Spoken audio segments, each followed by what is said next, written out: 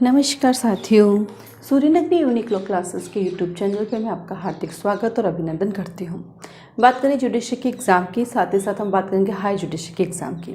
आज जो टॉपिक मैं आपको पढ़ाने जा रही हूँ वो जुडिशरी की main exam point of view से और हाई जुडिशरी की main exam point of view से हम उस पर चर्चा करेंगे कि कैसे हम मेन में क्वेश्चंस आता है और हमें उसे कैसे लिखना है। ठीक है, तो बात करते हैं इंडियन एविडेंस एक्ट की। इसका बात करते हैं चैप्टर नंबर 7। ये जो चैप्टर नंबर 7 है इसका स्टार्टिंग पार्ट हमने पहले भी पढ़ा था। सेक्शन नंबर 101 से 112 तक हमने पहले भी देखा था। हमारे कुछ रिमेनिंग भी रह गया था 113, 113A, 113B, 114, 114A, क्योंकि इसमें से जो क्वेश्चंस हम पढ़ने जा रहे हैं उसमें से मोस्ट ऑफ क्वेश्चन वही होंगे जो main exam point of view से हैं।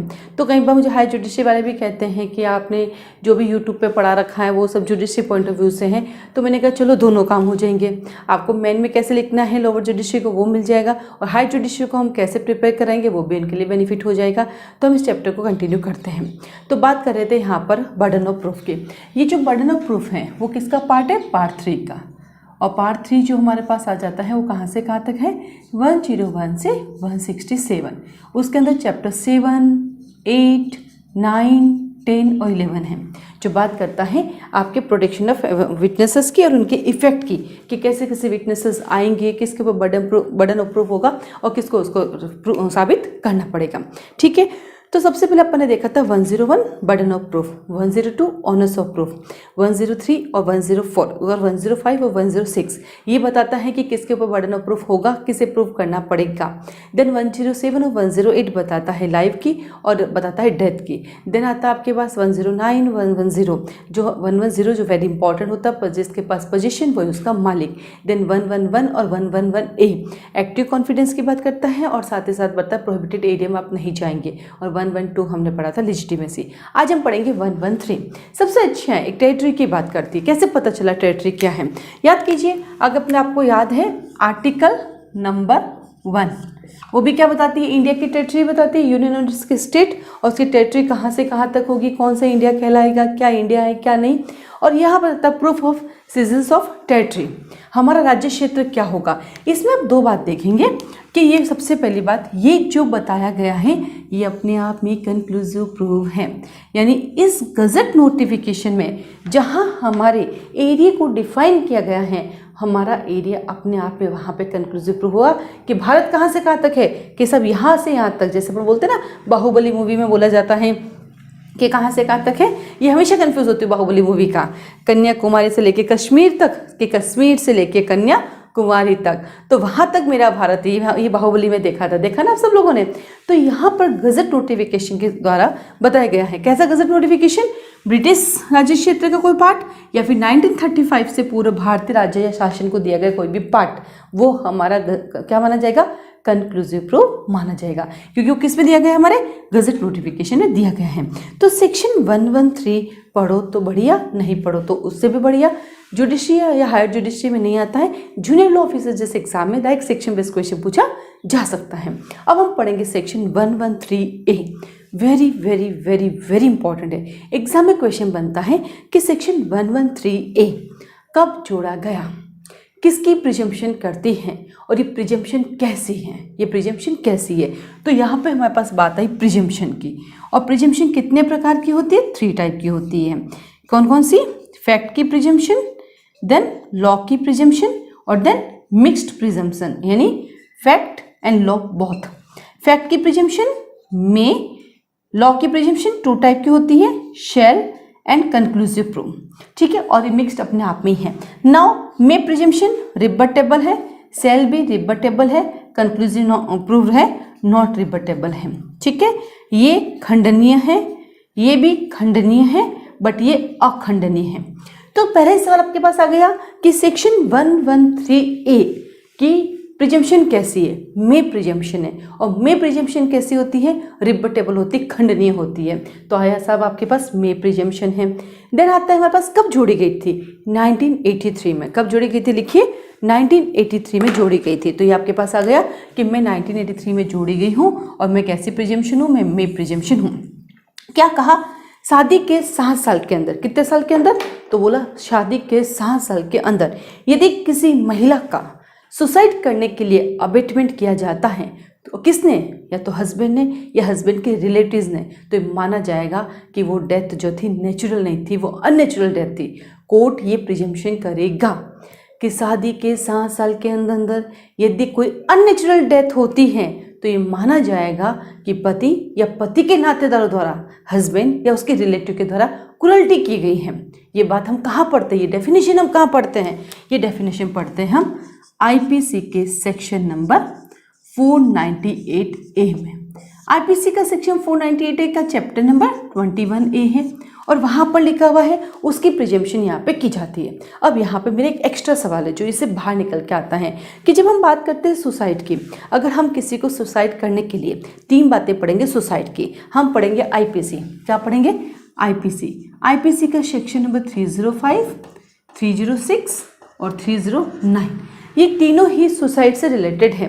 अक्सर आपसे पूछा जाता है कि वकील साहब, जब आप जैसे LLB कंप्लीट स्टार्ट करते हो ना, छोटे होते हो उस समय फर्स्ट ईयर में आते हो, तो आपके आसपास के गांव में जो दादाजी होते हैं वो पूछते हैं इधर है बेटा कि क्या कर रहा है, कि मैं वकालत की तैयारी कर रहा हूँ। उनको अपन अपनी भाषा में समझा ना कि मैं वकालत की तैयारी कर रहा हूँ। उन्होंने कहा अच्छा वकालत की तैयारी कर रहा है, कि हाँ, कि चल बेटा तू मुझे बता कि तेरी वकालत में ऐसा कौन सा ऑफेंस है यदि तू कर लेता है तो तुझे सज़ा नहीं मिलती, ऐसा कौन सा ऑफेंस है यदि वो कर लेते हैं तो सज़ा नहीं मिलती है, और यदि करने का प्रयत्न करते हैं तो सज़ा मिल जाती है, करने का अटेम्प्ट करते तो सज़ा मिल जाती है।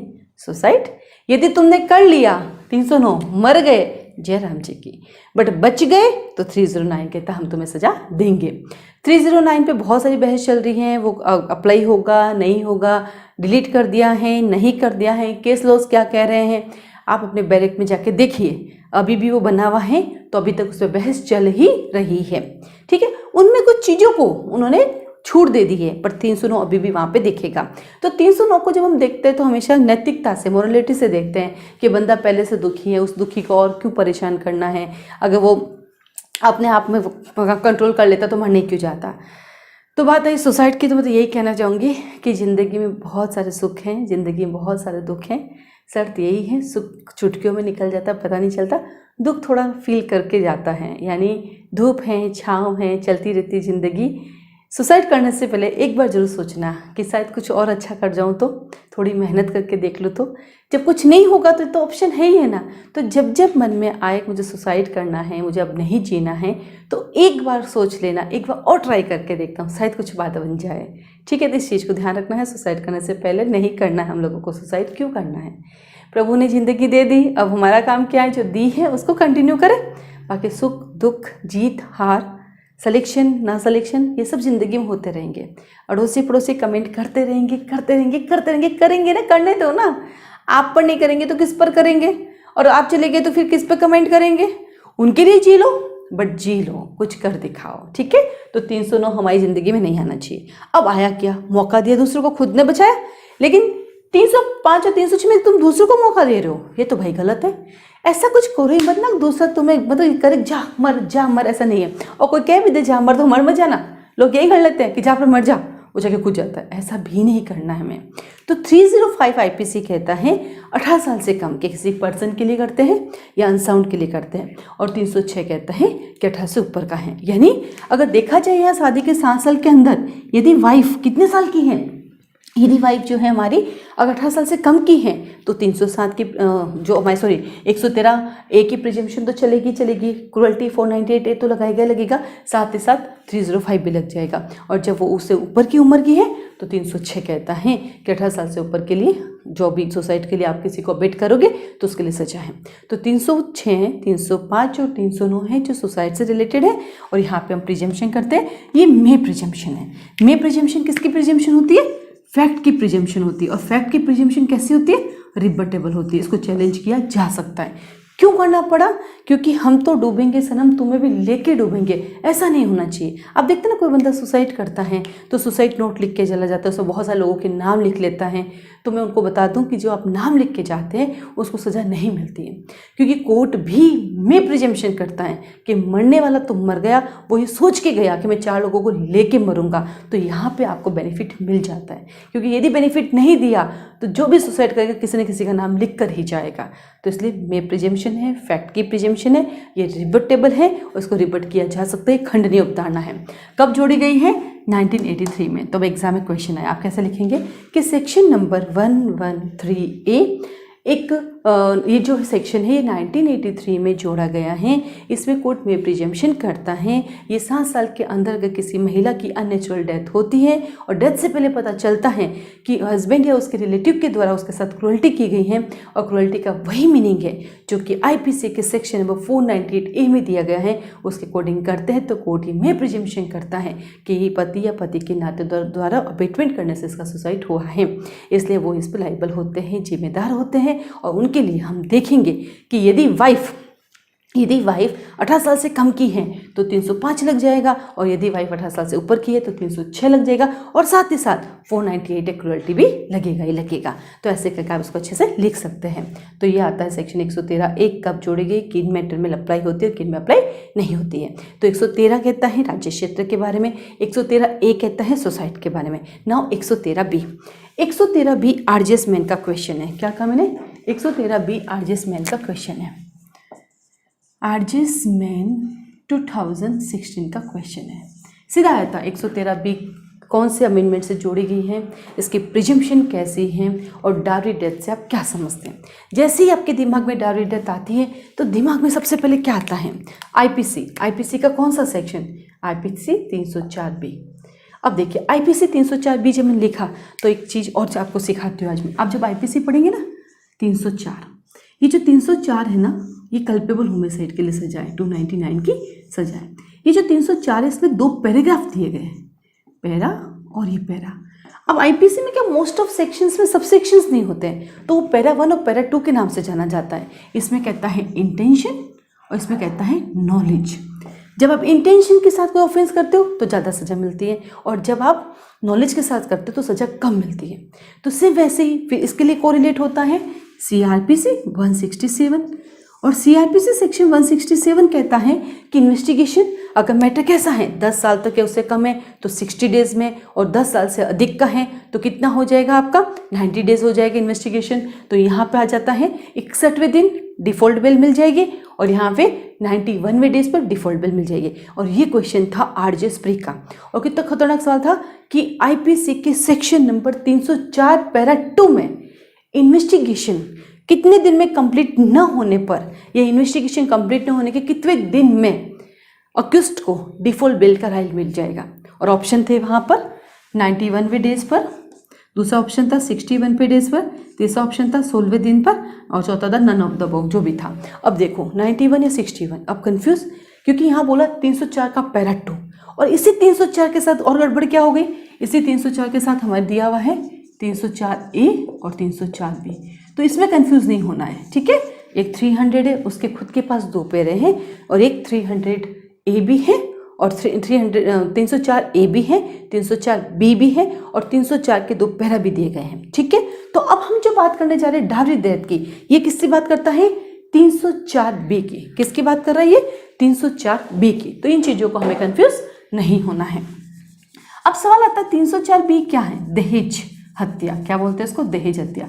मैं आपको बता दूं कि ये जो सेक्शन है ना इसको जाके देखिएगा, इस सेक्शन में कहीं पर भी फाइन वर्ड यूज़ नहीं किया गया है।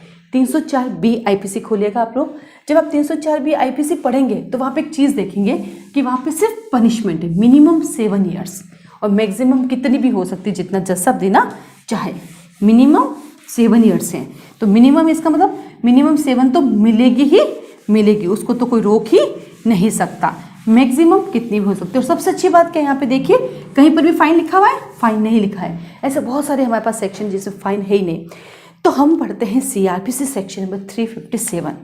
तो 304B में फाइन नहीं है और सीआरपीसी सेक्शन 357 कहता है कि आपका ये जो फाइन है ना वह कंपनसेशन के रूप में यूज़ किया जाता है।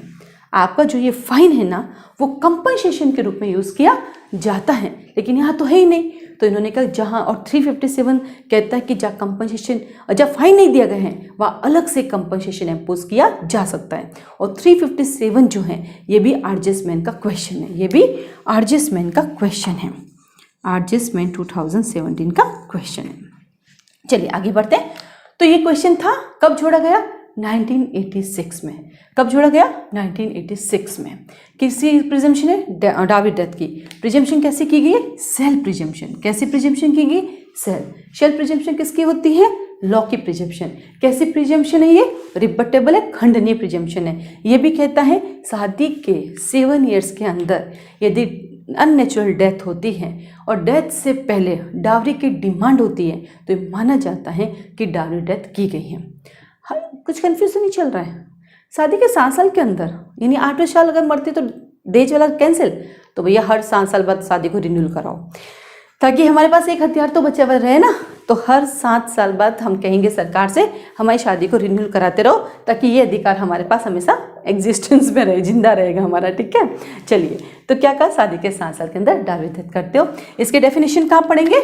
आईपीसी के सेक्शन 304B में एक केस दिया गया है शांति वर्सेस स्टेट, और शांति वर्सेस स्टेट में डावरी डेथ को लेके डेफिनेशन भी दी गई है। तो ये डेफिनेशन देखी जा सकती है कि क्या है और क्या नहीं है। देन आती है हमारे पास, बात करते हैं कि यहाँ पे कैसे प्रेजेंट। तो बात करते हैं यहाँ पे कि शादी के 7 साल के अंदर यदि डावरी की डिमांड की जाती है और डिमांड के साथ यदि उसके बाद डेथ हो जाती है 7 साल के अंदर, तो डावरी डेथ माना जाएगा। तो आपके पास इसमें क्या क्या लिखना है? कब जोड़ा गया, कौन सी प्रिजम्पशन है, प्रिजम्पशन की नेचर कैसी है, और इसके डेफिनेशन और सजा की बात कहाँ की गई है। तो यहाँ पे आपके साथ आएगा 113B read with IPC 304B is dowry death. Then आता आपके पास सेक्शन नंबर 114 वेरी इंपॉर्टेंट है, हर जुडिशरी पूछती है, और ये आया हुआ है आरजेसमेंट 2013 में। अब देखिए सारे क्वेश्चन अब आए हुए हैं आरजेएस के एग्जाम में। तो आरजेएस इसलिए बता देती हूँ कि आरजेएस के अंदर मैंने हाथों से लिख रखे हैं। बाकी जो इंडिया की सभी जुडिशरी में मेन के एग्जाम आएंगे। जैसे मैंने स्टार्टिंग में कहा था कि आज जो हम लेक्चर पढ़ने जा रहे हैं पूरा main exam point of view से है, और एग्जाम में आपको कैसे लिखना है वो सारी चीज़ें हम देख रहे हैं। आइए 114। अब पता है 114 में थोड़ी सी कन्फ्यूजन है। 114 में जब कोर्ट प्रोसीडिंग करता है तो प्रिजम्पशन करता है। अब 114 को इन्होंने ड्राफ्ट किया, उसमें क्या गड़बड़ की? स्टार्टिंग में एक पैराग्राफ लिखा, फिर लिख दिया इलस्ट्रेशन के बाद 9 पॉइंट लिख दिए, उसके बाद फिर इलस्ट्रेशन, यानी कितना सारा कन्फ्यूजन है। आज इस कन्फ्यूजन को दूर करते हैं। ठीक है, 114 कहता कोर्ट में prism existence of certain facts. किसकी बात करता है? फैक्ट्स की। जब लिखा हुआ आया फैक्ट्स, तो फैक्ट्स के लिए हमेशा प्रिजम्पशन होती है में। तो आधा तो आपका टेंशन यही खत्म कि 114 में कौन सी प्रिजम्पशन है? में प्रिजम्पशन है, क्योंकि किसकी करता है? फैक्ट्स की, और फैक्ट्स के लिए प्रिजम्पशन हमेशा में होती है। अभी मैंने आपको बताया था, और ये कहाँ पढ़ते हैं? सेक्शन नंबर 4 में। ठीक है, देन आता है यहाँ पर किन की प्रिजम्पशन करता है? 3 चीज़ों की। यहाँ करते हैं नेचुरल इवेंट की बात करेगा, ह्यूमन कंडक्ट की बात करेगा, और पब्लिक एंड प्राइवेट बिजनेस की बात। यानी जो 9 पॉइंट है हमारे, वो 9 पॉइंट डिपेंड ऑन 3 ग्राउंड्स, जो हमें ये बताता है कि में प्रिजम्पशन कैसे की जाएगी। अब इन ग्राउंड्स को याद करना बड़ा दिक्कत है। अब ये क्या हुआ? ये पैराग्राफ दे दिया, अब यहाँ पे इन्होंने लिख दिया इलस्ट्रेशन, और फिर ये 9 ग्राउंड्स दे दिए, फिर इनके बाद फिर इलस्ट्रेशन। तो अब इसको पढ़ने का तरीका सिखाते हो आज मैं आपको, कैसे पढ़ना है। पहला पॉइंट पढ़ा, जाके इसका इलस्ट्रेशन पढ़ा ए। दूसरा पॉइंट पढ़ा, इसके पास इसके 2 इलस्ट्रेशन लिखे हुए, सी और ए, बी और सी। इसको ऐसे करके आपको याद करना है, और जब आप इसको इलस्ट्रेशन के साथ इनको पढ़ेंगे की पॉइंट को, वो खुद ही आपको समझ में आने लग जाएगा। ठीक है, अब यहाँ पर एक बात है, अधिक जानकारी के लिए क्लास पधारे, या डिटेल नहीं पढ़ाऊंगी। अब आप में से कमेंट आएगा, मैडम को ये सेक्शन आता ही नहीं है, इसलिए मैडम ने सेक्शन पढ़ाया ही नहीं। अगर मैडम को सेक्शन नहीं आता तो मैडम क्या कहती है? अधिक जानकारी के लिए क्लास क्यों पढ़ा रहे? ऐसा थोड़ी बोलेगी। अधिक जानकारी के लिए क्लास पढ़ा रहे। रीज़न, सब कुछ यूट्यूब पे पढ़ाना आसान नहीं है, और आसान भी है। तो भैया सूर्यनगरी यूनिक लो क्लासेस चलती हैं, अब तो ऑनलाइन क्लासेस भी चलती हैं। आप लोग कई बार कहते थे कि हम राजस्थान जोधपुर नहीं आ सकते, आप ऑनलाइन पढ़ा दीजिए, ऑनलाइन पढ़ा दीजिए। अब तो हम ऑनलाइन भी आ गए, ऑनलाइन भी आप ज्वाइन कर सकते हैं, और उसका टाइमिंग है आपके अकॉर्डिंग है। मॉर्निंग में है और इवनिंग में है। मॉर्निंग में चलता है 7 to 9 और इवनिंग में चलता है 6 to 8। कंफर्टेबल, आप आराम से उसको ज्वाइन कर सकते हैं, अब तो कोई दिक्कत ही नहीं है। जल्द ही हमारे यहाँ पर एडीजी के बैच स्टार्ट किए जा रहे हैं, और एडीजी के बैच की जो सबसे अच्छी बात है हायर जुडिशरी की, इसका टाइमिंग है मॉर्निंग 6 to 7:30। क्योंकि जनरली जो हायर जुडिशरी की प्रिपरेशन करते हैं उनके पास ज़्यादा समय नहीं होता है, लेकिन वो नींद में से उठते घर पे आराम से पढ़ सकते हैं, क्योंकि वो एक बार कोर्ट निकल गए, फिर कोर्ट के बाद ऑफिस, तो शाम को उनका फ्री होना फिक्स टाइम नहीं होता है। लेकिन मॉर्निंग में तो टाइम है, फिक्स टाइम ही है, तो वो उसको ज्वाइन कर सकते हैं। तो एडीजे का बैच बहुत अच्छे समय रखा है, उस समय हर कोई अवेलेबल होता है अपने मोबाइल के साथ। ठीक है, तो आप अधिक जानकारी क्लास ज्वाइन करें। लेकिन यहाँ एक चीज़ बताने वाली थी मैं आपको कि जो 114 का इलस्ट्रेशन बी है। क्या कहा मैंने? 114 का इलस्ट्रेशन बी और सेक्शन नंबर 133, 114 का इलस्ट्रेशन बी और सेक्शन नंबर 133, इन दोनों में कॉन्ट्राडिक्शन हो तो क्या बात बनेगी? ये एग्जाम में आता रहता है। 1 का इलस्ट्रेशन बी और सेक्शन नंबर 133, ये दोनों ही बात करता अकम्प्लिश की। किसकी बात करता है? ये दोनों ही अकम्प्लिश की। और अकम्प्लिश को देते हैं हम सहअपराधी बोलते हैं, सहअपराधी को देते हैं हम क्षमादान। कहाँ पर देते हैं? CRPC सेक्शन नंबर 306 में। और वैसे 306 से कहाँ तक चलता है? 307 और 308। जैसे ये अकम्प्लिश पार्डन के हकदार हो जाता है, वैसे ही हमारा कोर्ट का ये सरकारी गवाह बन जाता है। क्या बन जाता है? गवर्नमेंट विटनेस, सरकारी गवाह बन जाता है। तो देखिए पार्डन शब्द आया यहाँ पे, पार्डन क्षमादान। जब पार्डन शब्द आता है तो हमारे दिमाग में सीधा चलता है प्रेसिडेंट और हमारे दिमाग में चलता है गवर्नर। प्रेसिडेंट पार्डन कहाँ करता है आप लोगों को? आर्टिकल 72, गवर्नर आर्टिकल 161 में। अब देखिए एक शब्द आया हमारे पास 114 का क्लोज बी, वो आते ही हम पहुंच गए सीधा 133 के पास, क्योंकि दोनों सेम बात करता है। अकम्प्लिश की जब बात आती है उसका मीनिंग क्या हुआ? अकम्प्लिश वह होता है जो साथ में ऑफेंस करता है। अकम्प्लिश वह होता है जो साथ में ऑफेंस करता है। और कोक्यूज्ड वो होता है जिनकी ट्रायल साथ चलती है। और कोक्यूज्ड कहाँ पढ़ते हैं? क्योंकि दोनों टर्म पढ़ते हैं एविडेंस एक्ट में, और कोक्यूज्ड पढ़ते हैं सेक्शन नंबर 30 में। ठीक है, वो कन्फेशन करता है। याद रखना, कोक्यूज्ड के द्वारा की गई कन्फेशन दूसरे अक्यूज्ड के अगेंस्ट यूज की जा सकती है, और अकम्प्लिश के द्वारा दिया हुआ एविडेंस उसके साथियों के अगेंस्ट यूज किया जा सकता है। और दोनों अच्छी बात है। कोक्यूज्ड कन्फेशन करेगा उसके खुद के अगेंस्ट और उसके साथियों के अगेंस्ट। अकम्प्लिश को एविडेंस देता है, सरकारी गवाह मिलता है, बनता है, और जब जरूरत पड़ी तो उसके अगेंस्ट भी यूज कर सकते हैं। उसमें क्या होता है? पूरा माफ कर सकते हैं या उसकी सजा को कम किया जा सकता है। ठीक है, तो आया हमारे पास सहअपराधी 114 का क्लोज बी और 133। ठीक है, देन इसके साथ कहाँ पढ़ा आपने? CRPC 306, 307, 308 इज अ पार्डन किसको मिलता है? अकम्प्लिश को। ठीक है, और कन्फेशन कौन करता है? कोक्यूज्ड करता है। यहाँ पे चलिए, जैसे ही पार्डन वर्ड आता है हमारे दिमाग की बत्ती जलती है और हमें याद आता है हमारे प्रेसिडेंट साहब और हमारे गवर्नर साहब। प्रेसिडेंट साहब कहाँ कर देते हैं आपके पास? पार्डन कहाँ देते हैं? 72 में। और गवर्नर साहब कहाँ देते हैं? 161 में। तो इतने सारे पार्डन के आ गए। सवाल जो मेरा यहाँ था वो ये था कि जब कभी भी 133 और 114A में कोई भी कॉन्ट्राडिक्शन होता है तो कौन प्रिविलेज करेगा? तो केस का नाम लिखिए, Niranjan Singh versus state of Punjab. Case का नाम लिखेंगे, बहुत फेमस केस है और यहाँ से एग्जाम में क्वेश्चन आता रहता है। तो केस का नाम लिखेंगे Niranjan Singh versus state of Punjab. और इस केस में कहा कि जब कभी भी 113 और इन दोनों में कॉन्ट्राडिक्शन होता है तो देखिए, जब कभी भी 114 इलस्ट्रेशन बी और सेक्शन 133 में जब भी कॉन्ट्राडिक्शन होता है तो हमेशा 114 इलस्ट्रेशन बी प्रिविलेज करेगा। और ये कई एग्जामों में आ चुका है। ये केस भी बड़ा फेमस है जो इसमें आता रहता है। तो देन आता है आपके, तो जो पूरे के पूरे 9 क्लोज आपको याद करने पड़ेंगे। एग्जाम आते हैं तो 9 की पॉइंट लिखने हैं, इलस्ट्रेशन सबके लिखने की जरूरत नहीं है। और दूसरे एग्जाम में क्वेश्चन आता है कि सेक्शन 133 और 114 के क्लोज बी में क्या अंतर है। इवन तो कई बार पूछ लेते हैं कि what do you mean accomplish, और 114 का क्लोज इलस्ट्रेशन बी और 133 में क्या डिफरेंसेस हैं और कौन प्रिवेल करेगा। ये कई जुडिशरी के एग्जाम में पूछा जा चुका है। इवन तो हायर जुडिशरी में तो कई बार आ चुका है। तो ये सवाल आ सकता है और आप उसको डिफाइन करते हुए केस को सारा लेके लिख सकते हैं। और देन आता है 114A। 114A जोड़ा गया था 1983 में और उसमें अमेंडमेंट होते जाते हैं, बार बार उसमें अमेंडमेंट होते रहते हैं। और उसमें अमेंडमेंट हुआ था फिर उसके बाद 2013 में जब निर्भया कांड हुआ था तब उसमें कुछ और सेक्शन ऐड हो गए। और 114A कहता है कि जब रेप विक्टिम कहती हैं कि मेरी कंसेंट नहीं थी, मतलब नहीं थी, उसने क्लियर कट मना कर दिया, नहीं थी कंसेंट। अब जब उसने मना कर दिया तो अब सेक्शन नंबर 53A का कोई वैल्यू नहीं है। 53A साफ कहती हैं प्रीवियस एक्सपीरियंस वैसे भी काउंटेबल नहीं है, और यहाँ मना ही कर दिया 53A ने, तो ऐसे क्लियर मन करा है। यानी दोनों ही सपोर्ट करती है किसको? रेप विक्टिम को। अब बात आते हैं यहाँ पे कि ये तो सेक्शन सरासर गलत है, ऐसा नहीं होना चाहिए था कि वो तो कह दी तो कह दी, क्या होगा। सेक्शन नंबर IPC 376A से ई तक। तो कई बार आता है कि सेक्शन का मिसयूज़ होता है कि ऐसा नहीं होना चाहिए, ऐसा थोड़ी होता है, हकीकत है मिसयूज़ होता है, लेकिन कहीं ना कहीं गलती तो हुई थी तभी सेक्शन को मजूरी में लाना पड़ा।